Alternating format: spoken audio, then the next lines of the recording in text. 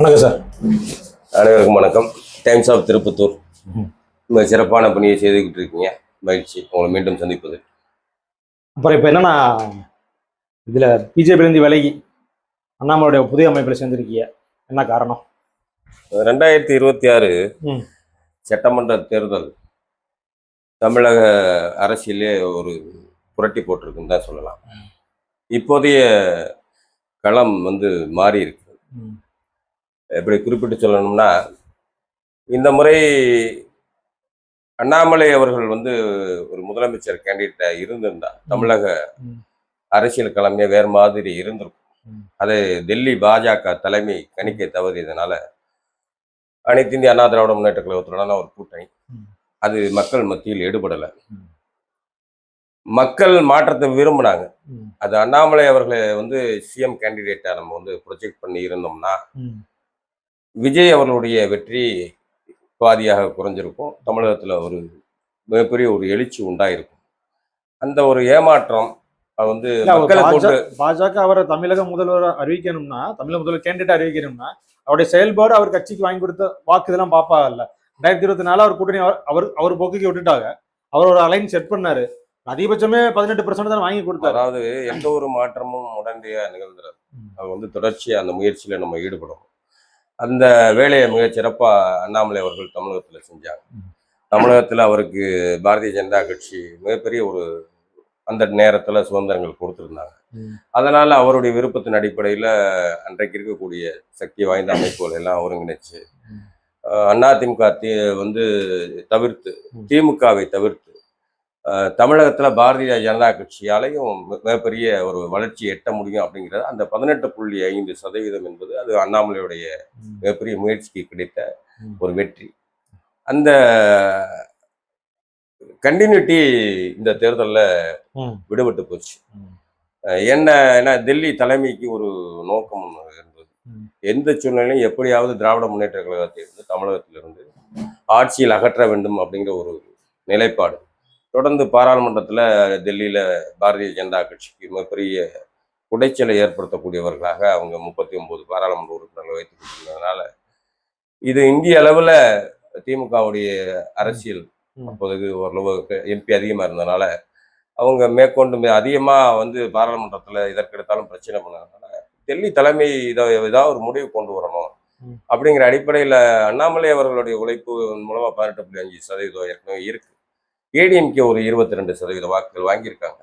ஆக இது ரெண்டையும் சேர்க்கும்போது தேர்தல் வெற்றி கணக்காக மாறும்னு சொல்லி அமித்ஷா அவர்களுடைய கணக்கு, டெல்லி மேலிட கணக்கு. ஆனால் அந்த கணக்கெல்லாம் பொய் என்பது இந்த தேர்தலில் தெளிவாக தெரிஞ்சிருக்கு. ஏன்னா மக்கள் திமுகவையும் விரும்பலை, அதிமுகவையும் விரும்பலை. புதிய சக்தியா, இளைஞர்களுக்கு நம்பிக்கையா, பெண்களுக்கு நம்பிக்கையா இருக்கக்கூடிய அண்ணாமலை ஐபிஎஸ் போன்றவர்களை மக்கள் விரும்பினதுனால அந்த கடந்த பாராளுமன்ற தேர்தலில் 80 சட்டமன்ற தொகுதிகளில் பாரதிய ஜனதா கட்சி கூட்டணி 2ஆம் இடம் பிடித்தது.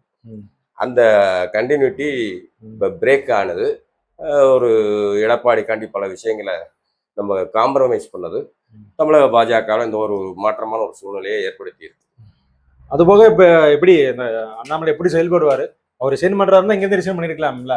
அவர் தேசிய தலைவரை பார்த்துட்டு அப்புறம் அமித்ஷா பார்த்துட்டு, ஸோ இந்த அமைப்பு பாஜக பின்னணியோட செயல்படுற அமைப்பாக தான் விமர்சனம் வரும். இல்லை, அதாவது ஒரு நல்ல ஒரு பண்பாளர், படித்தவர். ஏன்னா அவர் இயக்கம் ஆரம்பித்த முதல் நாளிலே 10 லட்சம் பேர் அவர் பின்னாடி சேர்ந்திருக்கிறாருன்னா அண்ணாமலை என்ற ஒரு மனிதனுக்குள்ள உள்ள குவாலிட்டி, அவருடைய செயல்பாடுகள், அவருடைய பெற்றோர் வளர்த்த விதம், அவர் வளர்ந்த விதம், அதனால அவருடைய கேரக்டர், அதாவது தன்னை ஒரு இயக்கத்தில் ஏற்கனவே இணைத்து கொண்டு அவருக்கு பணியாற்றி இருக்கிறார். பாரத பிரதமர் மோடி அவர்கள் மிகுந்த நம்பிக்கை அவர் மீது வைத்திருந்தார். அதனால் அவருக்கு இந்த வாய்ப்புகளை எல்லாம் ஏற்படுத்தி கொடுத்த அந்த பாரதிய ஜனதா கட்சிக்கு வெளியில் வரும் பொழுது எந்த மன வருத்தமும் இல்லாமல் அவர் ஆரம்பிக்கும் போதே சொன்னார், அன்பாக ஒரு அரசியல் இயக்கம் சொல்லியிருக்கிறார். அதனால் அண்ணாமலை அவர்களுடைய கேரக்டர் அது தெரியுது. ஒரு மிகப்பெரிய ஒரு தமிழகத்தில் மக்கள் இந்த அளவுக்கு விரும்பியிருக்க. இன்னைக்கு இப்போ ஈவினிங் வரைக்கும் பார்த்தீங்கன்னா கிட்டத்தட்ட அவர் கட்சியை விட்டு வெளியேறின பிறகு எந்த ஒரு விமர்சனத்தையும் பாரதிய ஜனதா கட்சி மேலே வைக்கல. ஆனால் பாரதிய ஜனதா கட்சியிலேருந்து பலர் அவர் மேலே விமர்சனங்களை தொடர்ந்து வச்சிட்டு இருக்கிறாங்க. அவர் வந்து பாரதிய ஜனதா கட்சியில இருக்கவங்க வாங்க அப்படின்னு மட்டும் நான் அழைப்பு விட்டாங்க. பெரும்பான்மை இங்க தானே போறாங்க. ஆமா, பெரும்பான்மையா போறாங்கன்னா அவரை நெருங்க கிட்ட இருந்து பார்த்தவங்க, அவருடைய செயல்பாடுகள்ல வந்து ஈர்க்கப்பட்டவங்க, அவரால ஒரு மாற்றம் தமிழகத்துக்கு வரும்ங்கிற ஒரு நம்பிக்கை இருக்கிறதுனால அண்ணாமலை அவர்களை பின்தொடர்வர்கள் பாரதிய ஜனதா கட்சியிலிருந்து மிகப்பெரிய அளவில் வெளியேறிட்டு ஒரு அண்ணாமலை என்ன மாதிரியான அரசியல் பண்ணுவார்? தமிழக சூழல் வேற இல்ல. இப்ப இத்தனை காலம் போராடியுமே பிஜேபியால இங்க வளர முடியல. இவர் வந்து என்ன மாதிரியான அரசியல் கொடுக்க முடியும்? தமிழகத்துக்குன்னு தனித்துவ அரசியல் இருக்குல்ல. தமிழகத்துக்கு தனித்துவ அரசியல்னா ஒரு சராசரி இந்தியனாக ஒரு குடிமகனாக எனக்கெல்லாம் ஒரு பல்வேறு ஆதங்கங்கள் இருக்கு. தமிழ்நாட்டினுடைய கலாச்சாரம் என்பது ஒரு சிறப்பான ஒரு கலாச்சாரம், தொன்மையான பண்டைய நாகரிகமான சமுதாயம். ஹியூமன் வேல்யூஸ் என்பது மிக பெரிய அளவில் குறைஞ்சிருக்கு. அதை நம்ம எப்படி பார்க்கணும்னா, இப்போதைக்கு தொடர்ந்து நடைபெறக்கூடிய இந்த பெண்களுக்கு எதிரான தாக்குதலாக இருக்கட்டும், நிர்வாக ரீதியாக இருக்கக்கூடிய ஊழல், தவறு செய்பவனை வந்து இந்த சமுதாயம் போற்றக்கூடிய ஒரு மனநிலைக்கு வந்திருக்கு. அது ஒரு ஹீரோயிசம் மாதிரி போயிட்டு இருக்கு. ஆக தனி மனிதனான எனக்கே ஒரு ஆசை இருக்கு. தமிழ்நாட்டில் வந்து ஒரு பழைய தொன்மை அடிப்படையில் இந்த வேல்யூஸ் எல்லாம், மரபுகள்லாம் பாதுகாக்கப்படணும். இந்த தமிழனுக்குன்னு உள்ள ஒரு கலாச்சாரம் பாதுகாக்கப்படணும். இந்த அடையாளங்கள் பாதுகாக்கப்படணும். ஒரு நேர்மையான ஒரு அரசியல், ஒரு திறமையான ஒரு நிர்வாகம், தமிழகத்தின் வளர்ச்சி சார்ந்த அரசியல், தேசிய சிந்தனையும் கூடிய ஒரு அரசியலை அவர் முன்னெடுப்பாருங்கிறது எல்லாருடைய விருப்பம். அதனாலதான் அவரை நம்பி இன்னைக்கு லட்சக்கணக்கான பேர் இயக்கம் ஆரம்பித்த ஒரு வாரத்துக்குள்ள பாத்தீங்கன்னா கிட்டத்தட்ட 18 லட்சம் பேர் வாலண்டியர்ஸா இணைஞ்சிருக்காங்க. நாங்க இணைஞ்சவங்க வந்து இண்டிவிஜுவலா நான் இணைந்திருக்கிறேன். இப்போ வந்து நான் அடுத்து இந்த நிகழ்வுகளை வந்து அடுத்து நான் வந்து தொடர்ச்சியா செய்யும் பொழுது என்னுடைய குடும்பத்தில் உள்ளவர்களை இணைக்கும் போது கிட்டத்தட்ட 1 கோடிக்கும் அதிகமான நபர்கள் இந்த இயக்கத்துல இணைவதற்கான சாத்தியக்கூறுகள் நிறைய இருக்கிறது. அதற்கான பணிகளை நாங்கள் எல்லாம் முன்னெடுத்துக்கிட்டு இருக்கோம். அண்ணாமலை தொடர்ந்து எங்களுக்கு வழிகாட்டுவார். அப்புறம் இன்னொன்னு சார், அவர் அண்ணாமலை வந்து மாநிலத்தில் வந்து ரிலீவ் ஆனார்ல பாஜக. அப்ப மந்திரி ஆயிடுவாரு, கவர்னர் ஆயிடுவாரு அப்படிலாம் பேசப்பட்டுச்சு. ஸோ அந்த மாதிரி பதவி எதுவும் கிடைக்காதனாலதான் அவர் கட்சியை விட்டு போயிருப்பாரா? எப்படின்னு சொன்னா, தமிழிசை சவுந்தரராஜன் கூட சகோதரி, எங்களுடைய மரியாதைக்குரிய முன்னாள் தலைவர், கவர்னரா கூட இருந்தாங்க. அவங்க கூட இந்த எங்களை புரிஞ்சுக்கலைங்கிற ஒரு வருத்தம் இருக்கு. வெளியே போனவங்க எல்லாம் சுயநலவாதிகள். சுயநலவாதிகள்லாம் எப்படி? ஒரு 22 மாநிலங்கள் ஆட்சியில் இருக்கக்கூடிய ஒரு மத்திய அரசாங்கம் அண்ணாமலை நினைச்சிருந்தா இந்தியாவில் எந்த மாநிலத்திலிருந்து ராஜ்யசபா உறுப்பினராக வந்திருக்கலாம். அதன் மூலமா அவர் வந்து ஒரு கேபினெட் மந்திரியா இருக்கக்கூடிய அத்தனை வாய்ப்புகளும், பிரதமருடைய செல்ல பிள்ளை, அத்தனை வாய்ப்புகளையும் விட்டு இன்னைக்கு வந்து அவர் வந்து பாரதிய ஜனதா கட்சியை விட்டு வெளியே வந்து மக்களை நம்பி ஒரு இயக்க ஆரம்பிச்சிருக்காரு.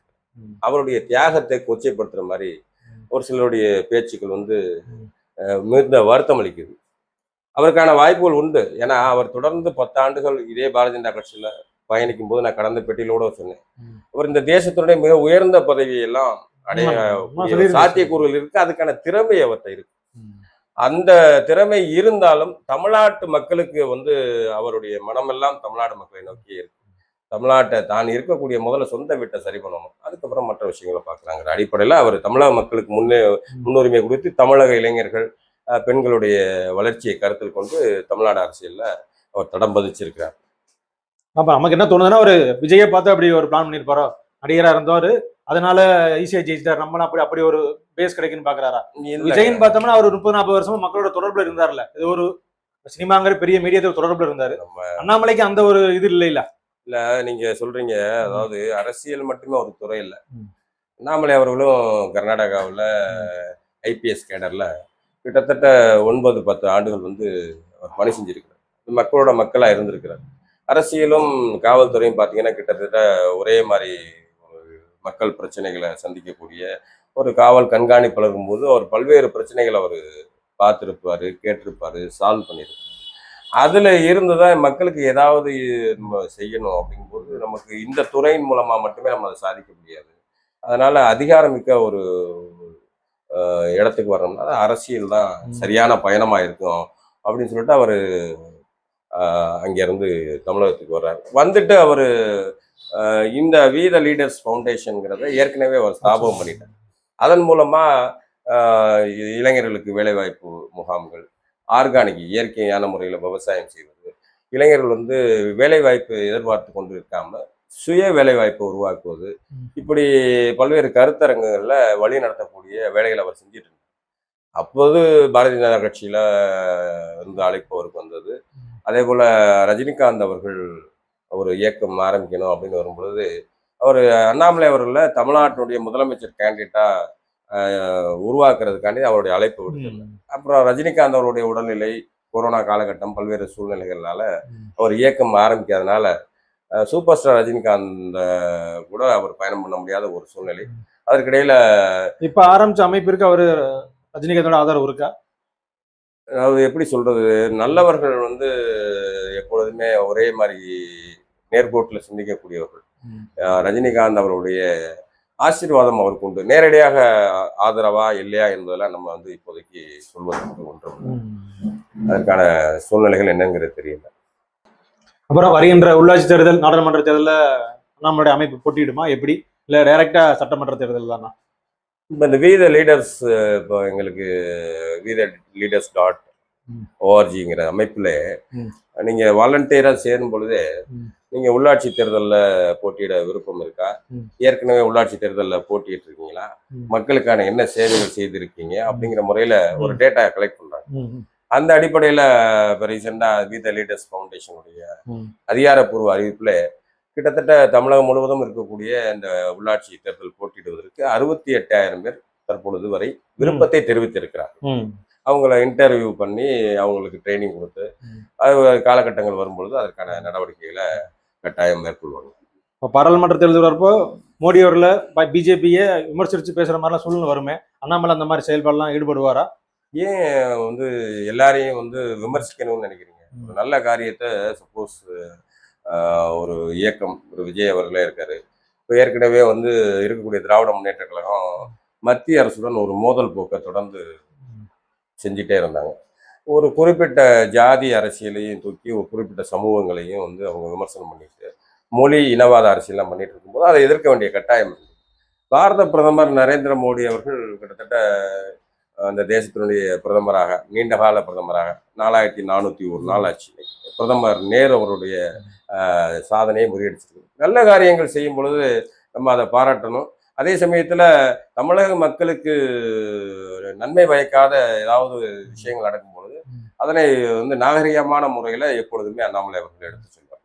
இந்த அமைப்பு ஆரம்பிக்கிறதுக்கு முன்னாடியே இந்த சிபிஎஸ்சியில ஹிந்தி கட்டாயங்கிற மாதிரி ஒரு இது வர்றப்ப கூட அண்ணாமலை எடுத்து பேசியிருந்தார். ஆமா, அதாவது சிபிஎஸ்சியில ஹிந்தி கட்டாயம்ங்கிற நீங்க அதாவது இப்ப என்ன சொல்லுவாங்கன்னா ஆஸ் எ நேஷனலிஸ்ட நானுமே சொல்றேன், 3வது மொழி என்பது வந்து எந்த ஒரு இந்திய தேசிய மொழி ஏதாவது எடுத்து படிக்கணும். தமிழ்நாட்டில் இருக்கக்கூடிய இப்போ அது முன்னாடி காங்கிரஸ் அரசாங்கம் இந்த இந்தி திணிப்பு விஷயத்துல ரொம்ப ஆர்வமா இருந்தாங்க. பிரதமர் மோடி அவர்களை பொறுத்த வரைக்கும் அவர் வந்த பிறகு தர்மேந்திர பிரதான் அவர் கல்வி அமைச்சராக இருக்குது. ரீஜனல் லாங்குவேஜஸை அவங்க வந்து முன்னுரிமை கொடுத்து அதுக்கப்புறம் 2வது மொழியா ஆங்கிலமும், 3வதா இந்திய மொழிகளில் எந்த ஒரு மொழி, இந்தி உட்பட எந்த மொழியை வேணாலும் நீங்க கத்துக்கலாம், அதற்கான சூழ்நிலைகள் வேணும்னு தான் வந்து சொல்லியிருக்கிறாங்க. அந்த மாதிரி இருக்கும்போது அதுக்கு ஒரு டைம் பீரியட் ஃபிக்ஸ் பண்ணியிருந்தாங்க. 2026 இப்போ நடந்துட்டு இருக்கு. 2029 இது இம்ப்ளிமெண்ட் பண்ணணும்னு சொல்லி முன்னாடி இருக்கக்கூடிய மத்திய கல்வி அமைச்சகம் முடிவு செய்திருந்தது. அதை இப்போ ரீசெண்டாக மாற்றி 2026 அதை இம்ப்ளிமெண்ட் பண்ணணும்னு சொன்னாங்க. அது வந்து அண்ணாமலை அவர்களுக்கு உடன்பாடு இல்லை. அதுக்கான ஸ்பேஸ் கொடுக்கணும். எந்த ஒரு விஷயத்தையும் செய்யும்போது உடனே திணிக்கக்கூடாது. அந்த 3 ஆண்டு காலம் கழித்து அந்த மாதிரி ஒரு விஷயத்தை கொண்டு வரும்பொழுது அதை அண்ணாமலை அவர்கள் ஆதரிப்பார்கள். சரியான முடிவு தான் அவர் இந்த நேரத்தில் எதிர்ப்பு தெரிவிச்சது. ஏன்னா ஒரு செட்டப் வேணும். ஒரு கல்லூரி, ஒரு பள்ளிக்கூடங்கள் இருக்குன்னா இப்போ பல மொழிகள் கற்ற ஆசிரியர்களை உடனே நம்ம வந்து அப்பாயின்மெண்ட் பண்ண முடியாது. இப்போ ஒரு குழந்தை வந்து கன்னடம் படிக்கணும்னு ஆசைப்படுவோம், ஒரு குழந்தை தெலுங்கு படிக்கணும்னு ஆசைப்படுவோம். இப்படி பல்வேறு மொழிகள் இருக்கு இந்தியாவில். கிட்டத்தட்ட 20க்கும் மேற்பட்ட தேசிய மொழிகள் இருக்கு, அதுபோல் அந்நிய மொழிகள் இருக்கு. அப்போ ஒரு எந்த குழந்தைக்கு வந்து சாய்ஸாக கொடுக்கும்போது ஒரு வகுப்பறையில் இருக்கக்கூடிய குழந்தைகள் விதவிதமாக படிக்கணும்னு ஆசைப்படும் போது அதற்கான ஆசிரியர்கள்லாம் நியமிக்க வேண்டியிருக்கும். அதற்கான ஸ்பேஸ் டைம் எடுத்துக்கணும். 2029 சரியான நேரமாக இருக்கு. இப்போ தாவேக்கா ஆட்சி அமைஞ்சு 30 நாள் ஆச்சு. ஆட்சியோட செயல்பாடு எப்படி இருக்கு? அதாவது உடனடியாக நம்ம வந்து இப்போ பார்த்தோம்னா அவங்க எல்லாம் ட்ரைனிங் பீரியடில் தான் இருக்காங்க. ப்ரொஃபஷன் பீரியட்னு சொல்லி ஒரு வேலைக்கு போனாலே ஒரு 6 மாத காலம் வந்து அவர் எப்படி வேலை செய்கிறாரு அப்படிங்கிறத பார்ப்பாங்க. இருந்தாலும் அவங்க கத்துக்கிட்டு வர்றாங்க. சரியான முறையில வந்து பிரச்சனைகளை கையாளணும். ஏன்னா யாருக்குமே மக்கள் ஓட்டளிச்சிருக்கிறாங்க. ஜனநாயக முறையில தேர்ந்தெடுக்கப்பட்டிருக்கு. இப்ப எங்களுடைய இலக்கு 2031. அதற்கிடையில இவங்களுடைய ஆட்சி, நிர்வாகம் வந்து சரியான முறையில போகணும். அப்படி போகாத பட்சத்துல தமிழ்நாட்டுல அண்ணாமலை அவர்கள் அதில் தட்டி கேட்பாங்க. வருங்காலத்துல அதிமுக, திமுகவுக்கு மாற்றா வந்து ஒரு ஆரோக்கியமான அரசியலை முன்னெடுத்து போகக்கூடிய வகையில ஆஹ், தமிழக வெற்றி கழகம் வெசஸ் அண்ணாமலை அவருடைய இயக்கம் இருக்கும். அப்புறம் சார், இப்ப அண்ணாமலை அமைப்பு ஆரம்பிச்ச உடனேயே பாஜக நிறைய பேர் இங்கிட்டு போறாங்கல்ல, அண்ணாமலை அமைப்புக்கு வர்றாங்க. அப்ப மாநில தலைமை, பாஜக மாநில தலைமை சரியில்லையா, இல்ல பாஜக மேல நிர்வாகிகளே கோவத்துல இருந்தாங்களா? ஒரு மிகப்பெரிய வருத்தம் ஒன்று இருந்தது. அதாவது தமிழக பாஜகவில் முன்னாடி எல்லாம் வந்து சித்தாந்த அடிப்படையில ம். வேலை செய்யக்கூடியவர்களுக்கு சீனியாரிட்டி அடிப்படையில, தகுதியின் அடிப்படையில அவங்க கவனிக்கப்பட்டாங்க. இவர் நல்லா வேலை செய்கிறாரு. ஏன்னா நான் 2006 தேர்தலில் போட்டியிடும் போதே நான் ஒரு மிகப்பெரிய ஃபைல் மெயின்டைன், நான் என்ன வேலை செஞ்சிருக்கேன் அப்படிங்கிறத மெயின்டைன் பண்ணி அந்த அடிப்படையில இப்ப வந்து தகுதியின் அடிப்படையில, திறமையின் அடிப்படையில ம். வாய்ப்புகள் பலருக்கு மறுக்கப்பட்டு ஓ. அந்த அடிப்படையில பாத்தீங்கன்னா, ம். கடந்த நயினார் நாகேந்திரன் அவர்கள் வந்த பிறகு அமைப்பு தேர்தல் நடக்கும் பொழுது மிகப்பெரிய குளறுபடிகள் பாரதிய ஜனதா கட்சிக்குள்ள நடந்தது. ம். ஜனநாயக முறைப்படி இப்ப குறிப்பிட்டு பல்வேறு மாவட்டங்கள்ல, ம். ஏன் சிவகங்கை மாவட்டத்துல கூட இந்த மாவட்ட தலைவர் தேர்வு என்பது அதிகமாக வந்து ஒருத்தருக்கு ஆதரவு தெரிவிச்சாங்க. ம். ஆனா இன்னொருத்தரோ வந்து கடைசி நேரத்துல போட்டியில் கலந்துட்டார். ஓ. கடைசியில அந்த ஜனநாயக முறைப்படி அதிகமான தொண்டர்கள் விரும்பிய ஒருவரை மாவட்ட தலைவரா ம். அவங்க வந்து அறிவிக்காம ம். எல்லாமே கட்டுப்பாடுங்கிற முறையில அதிகமா திணிக்க ஆரம்பிச்சிட்டாங்க. ஓ. அப்ப வந்தவர் வந்து இளைஞர். அவருக்கு ஏற்கனவே கட்சியில இருக்கக்கூடிய நபர்கள் நிறைய பேர்களை விட்டுட்டு ம். அவர் விருப்பத்தின் அடிப்படையில வந்து நிர்வாகத்தை கட்டமைச்சார், மாவட்ட நிர்வாகம். அதுல அனுபவம் இல்லாதவர்கள் நிறைய மிகப்பெரிய உள்ள வந்தாங்க. ம். அப்ப நிர்வாக ரீதியா ஏற்கனவே கட்சியில ம். உழைச்சவங்களுக்கு வாய்ப்புகள் கொடுக்கப்படல அப்படிங்கிற ஒரு அதிருப்தி. ரெண்டாவதுமே பாரதிய ஜனதா கட்சி தமிழ்நாட்டுல வந்து டெல்லி தலைமை வந்து தமிழ்நாட்டுல பாரதிய ஜனதா கட்சியை வளர்க்கணும் அப்படிங்கிற ஒரு முடிவு வந்த பிறகு நிறைய ஃபைனான்சியலான சப்போர்ட் ம். கட்சிக்குள்ள ம். கொடுக்க ஆரம்பிச்சிட்டாங்க. ம். வரக்கூடிய நிதி நிர்வாகங்கள் வந்து சரியான முறையில கையாளப்படல. ம். தொண்டர்களுக்கு செய்ய வேண்டிய விஷயங்கள், தொண்டர்கள் ஏமாற்றப்பட்டாங்க. ம். எப்படி சொல்லணும்னா, மாநில அளவுல இருந்து மாவட்ட அளவுல இருந்து கீழே இருக்கக்கூடிய அந்த முக்கிய பொறுப்புல இருக்கவர்கள் மட்டுமே வந்து அந்த பயனை அனுபவிக்கக்கூடியவர்களாகவும், ம். மீதமுள்ள தொண்டர்கள் வந்து தொடர்ந்து கொள்கையை சொல்லி ஏமாற்றக்கூடிய ஒரு வேலையுமே நடந்தது. தொண்டர்கள் மிகுந்த ஏமாற்றம் அடைந்திருந்தார்கள். சொல்லப்போனா முன்னாடியெல்லாம் வந்து தேர்தல் காலகட்டத்தில் சட்டமன்ற தேர்தலாக இருக்கட்டும், பாராளுமன்ற தேர்தலாக இருக்கட்டும், தேர்தலில் வந்து யார் யார் போட்டியிட விரும்புகிறார்கள் ம். அப்படிங்கிற ஒரு விருப்ப மனு என்ற ஒரு கலாச்சாரம் இருந்தது. இன்னைக்கு மற்ற கட்சிகள்லாம் ஆமா. கடைபிடிக்கிறாங்க. ஆனா பாரதிய ஜனதா கட்சியில கடந்த பாராளுமன்ற தேர்தலையும் ம். அப்படித்தான், சட்டமன்ற தேர்தலையுமே அப்படித்தான். ஒரு குறிப்பிட்ட சில நபர்கள் மட்டுமே தொடர்ந்து சட்டமன்ற உறுப்பினர்களா ஆக்கணும், ம். பாராளுமன்ற உறுப்பினர்களா ஆக்கணுங்கிற ஒரு நடைமுறை வந்தது. ம். கீழே இருக்கக்கூடியவங்க பாரதிய ஜனதா கட்சியில இப்ப மேற்கு வங்காளத்துல கூட அந்த நடைமுறை. ஒரு வீட்டு வேலை செய்யக்கூடிய பணிப்பெண் கூட சட்டமன்ற ம். உறுப்பினராகி இன்னைக்கு ஒரு அமைச்சரா, இன்னைக்கு அந்த வீட்டு வசதித்துறை அமைச்சரா வந்திருக்கிறாங்க. இந்த நம்பிக்கை எல்லாம் வந்து ஒரிசாவில் அதே மாதிரி ஒரு எம்பி வெற்றி பெற்று போயிருக்கிறாரு. பல்வேறு மாநிலங்கள்ல உதாரணங்களா சொல்லலாம். ஆனா தமிழ்நாட்டில் இருக்கக்கூடிய டெல்லி நிர்வாகம் என்னதான் இங்க வந்து முயற்சி பண்ணாலும் இங்க இருக்கக்கூடிய இந்த நிர்வாக சீர்கேடு ரொம்ப அதிகமா ம். ஆயிடுச்சு. அதனாலதான் தமிழ்நாட்டில் வந்து 40 ஆண்டு காலமா பல்வேறு மாநிலங்கள் ஆட்சியை பிடிச்சாச்சு. கேரளாவில் கூட இன்னைக்கு நல்ல வளர்ச்சியில் இருக்கு. தமிழ்நாட்டில் அண்ணாமலை அவர்கள் வந்த பிறகு அண்ணாமலை அவர்கள் வந்து பாரதிய ஜனதா கட்சி ஒரு நம்பிக்கையா மக்கள் பார்க்க ஆரம்பிச்சாங்க. அதனால அவரை நோக்கி மக்கள் வர ஆரம்பிச்சாங்க. அதனால இயக்கம் வளர்ந்தது. அதையுமே கடந்த தேர்தலில் எடப்பாடி அவர்கள் பேச்சை கேட்டு இந்த மாதிரி ஒரு வேலையை செஞ்சதுனால மக்கள் எப்படி அண்ணாமலை அவர்கள் முதல்வராக வர வேண்டியதா விஜய் வந்து முதல்வரா அவங்க ஆல்டர்னேட்டிவா சூஸ் பண்ணிட்டாங்க. ம். நாங்களாம் ஒரு வகையில காம்ப்ரமைஸாக தான் இருந்தோம். அண்ணாமலை அவர்கள் இப்பொழுது தலைவராக இல்லாவிட்டாலும் மீண்டும் அடுத்த வருங்காலகட்டத்தில் பிஜேபியோட மிகப்பெரிய உயரத்துக்கு போவார். ஆனா அந்த தேர்தல் முடிவுல தெளிவா தெரிஞ்சு போச்சு. ம். அதாவது குருவி உட்கார பணம்பழம் விழுந்த கதையா அண்ணாமலை அவர்கள் போட்ட ரோட்ல இன்னைக்கு பென்ஸ் காரை ஓட்டிட்டு ஜேன் ஜார்ஜ் கோட்டைக்கு நீங்க விஜய் அப்படி போயிட்டாரு. எப்படி சொல்ல முடியும்? இப்ப உதாரணத்துக்கு பார்த்தா ஒரு சட்டமன்றத்துல நின்றுருக்காரு, ஒரு நாடாளுமன்றத்துல நின்றுருக்காரு, எல்லாமே தோல்வி தான் அடைஞ்சிருக்காரு. நீங்க விஜயோட எப்படி நீங்க கம்பேர் பண்ண முடியும்? தோல்விங்கிறது நீங்க வந்து சீட் கன்வர்ஷனை பத்தி பேசுறீங்க. ம். சேஞ்சஸ் ம். அது ஒரு நீங்க ஒரு பத்திரிகையாளரா இந்த பார்த்துருப்பீங்க. இந்த ஊடக நண்பர்களே வந்து தமிழ்நாடு பாரதிய ஜனதா இதற்கு முன்னாடி அண்ணாமலைக்கு முன்பு கிமு கீர்த்திங்கிற மாதிரி அண்ணாமலைக்கு பின்புன்னு எடுத்து அது பார்த்தீங்கன்னா கண்டிப்பா கண்டிப்பா. பல்வேறு அதிரடி இல்ல பாஜகங்கிற கொண்டு போனது அவர் ஆமா அதிரடியான பேசக்கூடியவர். திமுக டிஎம்கே ஃபைல்ஸ் அது திமுக இருக்கக்கூடிய அமைச்சர்லாம் ஆட்டம் கண்டுபிடிக்கும். திமுகவினுடைய அஸ்திவாரத்தை வந்து ஆட்டம் காண வைத்தவர் அண்ணாமலை. எதிர்கட்சி ஏடிஎம்கேயா பாஜகங்கிற அளவுக்கு அவர் வச்சிருந்தாரு. பாஜக தானே. ஆமா, ஆமா. இந்த தேர்தலில் மட்டும் இந்த தவறை செய்யாமல் இருந்திருந்தால் பாரதிய ஜனதா கட்சி மிகப்பெரிய வெற்றியை தமிழகத்துல மக்களுக்கு வாய்ப்பை கொடுத்திருப்பாங்க. அந்த வாய்ப்பை நம்மளே கெடுத்துக்கிட்டோம்.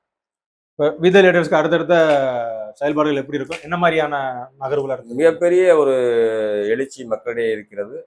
கிட்டத்தட்ட 18 லட்சம் பேர் இப்போ ஒரு வார காலத்துல சேர்ந்திருக்காங்க. 1 கோடி பேர் எங்களது இலக்கு. இப்போ ஏற்கனவே பல்வேறு அமைப்புகள் இருந்து வரக்கூடியவர்களை ஆஸ் எ வாலண்டியர், இப்போ வி ஆர் ஆல் ஈக்குவல். நாங்க வந்து தலைவர் எந்தவித பொறுப்புகளும் யாருக்குமே அறிவிக்கல. ஆஸ் எ வாலண்டியர், நான் வாலண்டியர் தன்னார்வலன் போது இந்த இயக்கத்தை நான் எப்படி வளர்ச்சி அடைய செய்ய வேண்டும் அப்படிங்கிறது அண்ணாமலை அவர்கள் சொல்லித்தான் நான் செய்யணும்னு அவசியம் இல்லை. உறுப்பினர்களை அதிகப்படுத்தணும். ஏன்னா பாமர மக்கள் வந்து எல்லாருமே வந்து மொபைல் போன்ல வந்து போய் அந்த வேலையில நிறைய பேர் விரும்பி இருக்கிறாங்க. அவங்கள எல்லாம் முதல்ல இயக்கத்துக்குள்ள கொண்டு வரணும். இப்ப ஏற்கனவே நாங்க இப்ப வெளியில வந்திருக்கோம்லாம் நாங்க ஒருத்தர் அறிமுகமாயிக்கணும். அதுக்கு தான் வந்து இப்ப விரைவில் வந்து திருப்பத்தூர் சட்டமன்ற தொகுதி அளவுல, சிவகங்கை மாவட்ட அளவுல எனக்கு தெரிந்த என்னுடன் பயணித்த பாரதிய ஜனதா கட்சியுடைய பல நிர்வாகிகள் தொடர்ந்து தொடர்புல இருக்காங்க. நூற்றுக்கணக்கான பேர்ட்ட நான் இன்னைக்கு காலையில இருந்து நான் பேசிட்டு இருக்கேன். அவங்க எல்லாம் அண்ணாமலையோட இயக்கத்தை ஆதரிக்கிறாங்க. இதை அடுத்த கட்டமா எப்படி சொல்றது, பூத் லெவல்ல ஒவ்வொரு எல்லா கிளைகளும் வந்து உறுப்பினர்களை உருவாக்கணும். அதற்கப்புறம் தலைமை எந்த மாதிரி செட்டப்ல நிர்வாக ரீதியான செயல்பாடுகளுக்கு தேர்ந்தெடுக்கிறேன். அதுக்கு பல விதிமுறைகள் அண்ணாமலை வச்சிருக்காங்க. அது வந்து சில ட்ரைனிங் இருக்கு, சில தேர்வுகள் இருக்கு. அதுல எல்லாம் தேர்ச்சி ஆகக்கூடியவர்களுக்கு அந்த வாய்ப்பை கொடுப்பதற்கான சூழ்நிலை இருக்கு. அப்படி வரும்பொழுது இன்னும் மிகப்பெரிய இன்னும் 1 மாத காலத்துல மிகப்பெரிய வீரியமா இருக்கும். செப்டம்பர் 14 அரசியல் இயக்கமா மாறும்னு ஒரு தகவல் இருக்கு. அது மாறும் பொழுது தமிழ்நாட்டில் மிகப்பெரிய ஒரு அரசியல் புரட்சி ஏற்படும். ஓகே சார், நல்ல முயற்சி பெற்ற வாழ்த்துக்கள். மாறுவோம், மாற்றுவோம். நன்றி, வணக்கம்.